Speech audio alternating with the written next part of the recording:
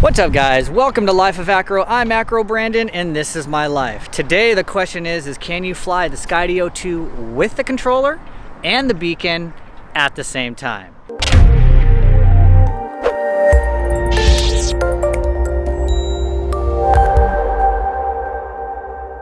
So we're at my favorite spot here. This is just the local beach. It has a very nice parking lot.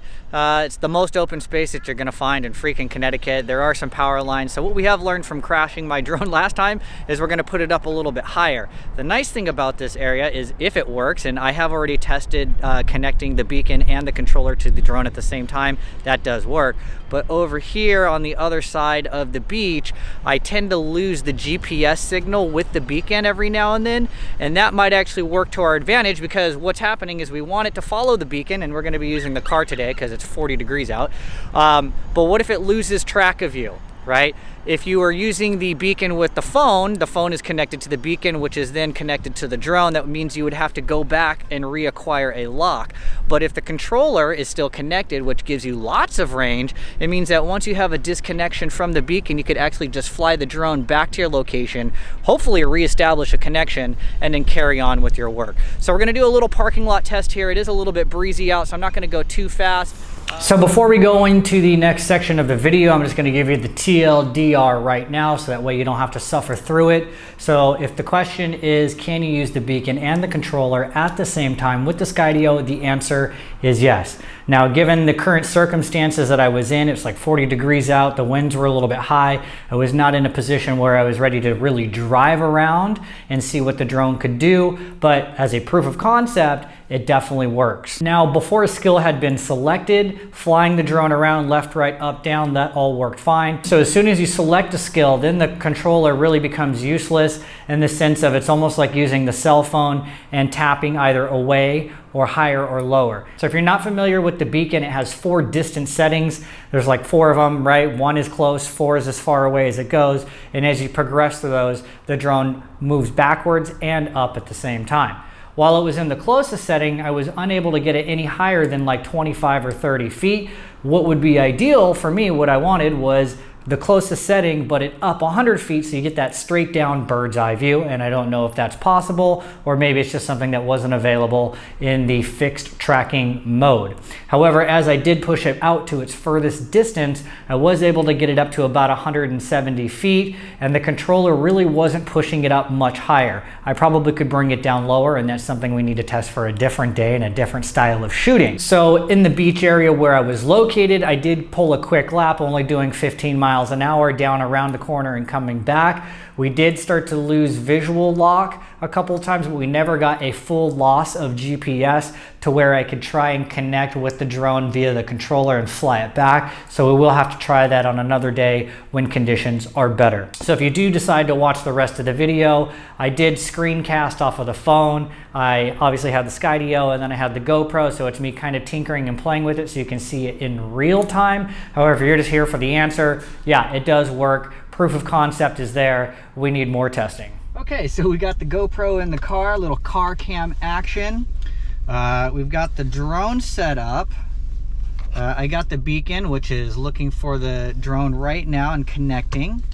And I'm going to be getting the controller set up as well. Okay, so the beacon is currently syncing GPS. I'm going to get the phone into the holder here. My phone is a LG V60. It's a little bit wide. Barely fits into the holder here, and because the sides are kind of sleek, yeah, it's like kind of slippery sometimes too, but we'll see what happens. So we got ready to fly. Actually, if you look at this, okay, waiting for a clear launch area. So look at this, so you can see the beacon is connected, and then as well the controller is currently connected. I don't know if you can see that with the glare. It just says unable to launch space, unsafe launch space, because it's sitting on my dashboard right now. So let's put it out. Let's see what happens, and let's go for a drive around the parking lot. All right, time to launch. Let's see what happens.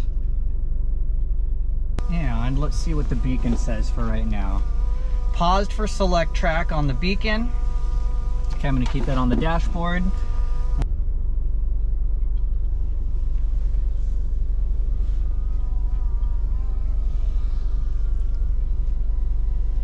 Okay, so I can live with that.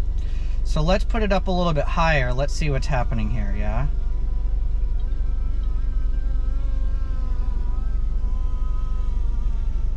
So for fixed track. And so right now it's actually not letting me push it higher than 23 feet. So considering the space that I'm in, what I really want is to put this thing up 50 feet in the air and have it follow me.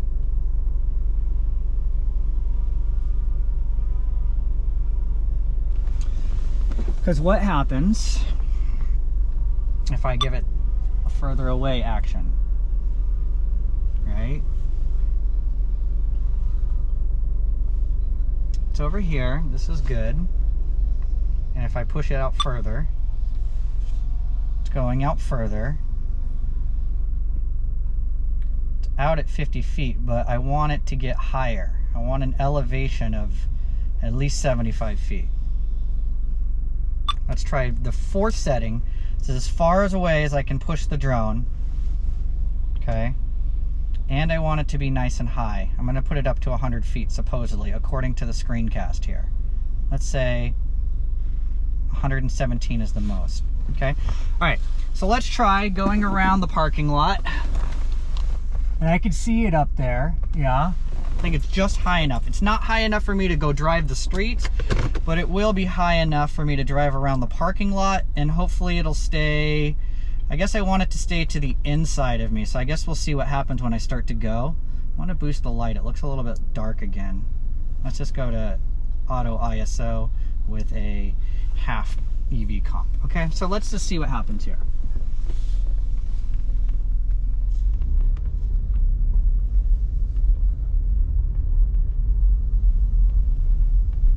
Now really what I want it to do is stay to the inside of the parking lot. I'm going to put it over here. Yeah, so that way as it flies and as I go around, it won't leave, it won't hit any fixtures, it won't hit any power lines. Yes, I know it's breezy out today. Yeah, so we'll come over here.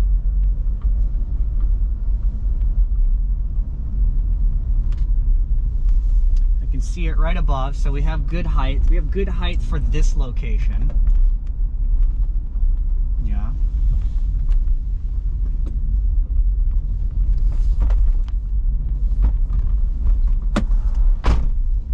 Right.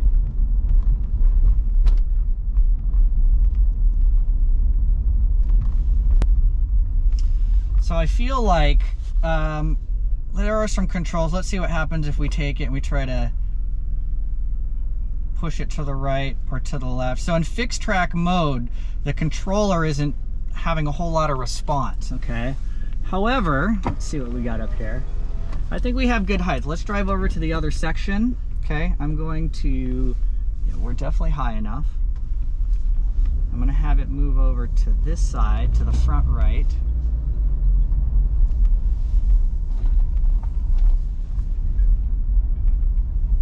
As I go. And I can see it's way up there because I've used it before.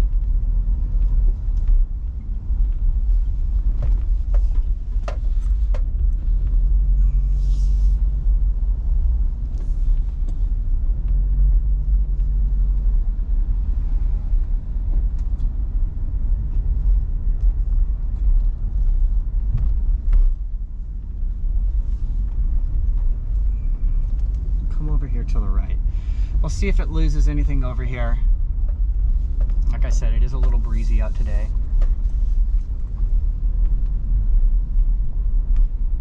Should be high enough to clear all the trees.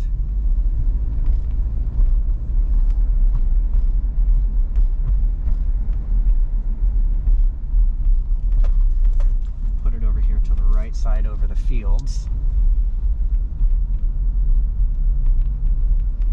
So GPS tracking, so this is typically where things get lost when I'm on my electric skateboard.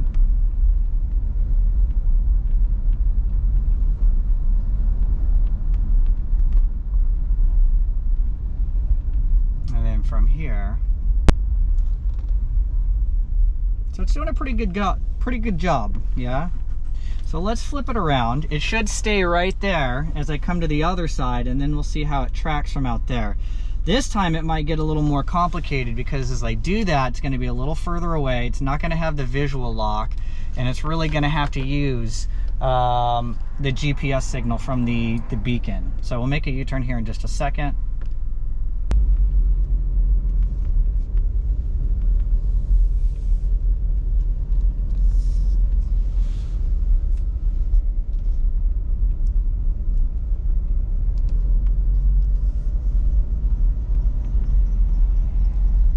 See, we're getting a little GPS tracking. I'm not even going that fast. I'm only doing 15 miles an hour.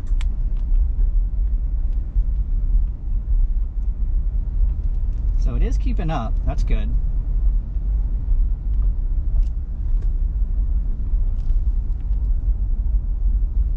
Like I said, it gets a little funky here with the GPS.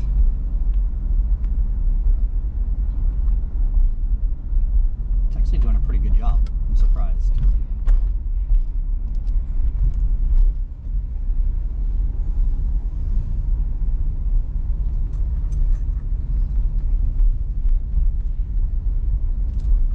Following quite well.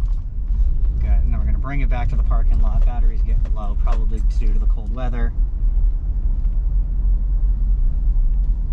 So I guess that does kind of answer the question, can you use the controller and beacon with the drone at the same time? So the quick answer is a yes. Obviously it's, you know, like I said, 40 degrees out, it's kind of cold and I don't have as much space as I would like to really try this. But if we get another clear day that's a little bit warmer in the high 40s to 50s, maybe I can take this out to a more deserted area and really give it another pace and see what we can do. I was hoping that I'd be able to use it with fixed track right as close, like so it's a top-down view, and put it up to 150 feet, but what it looks like is you can only use the controller to push it back further and then up the height from there. So that still needs to be explored a little bit more, but the quick, easy answer is yes.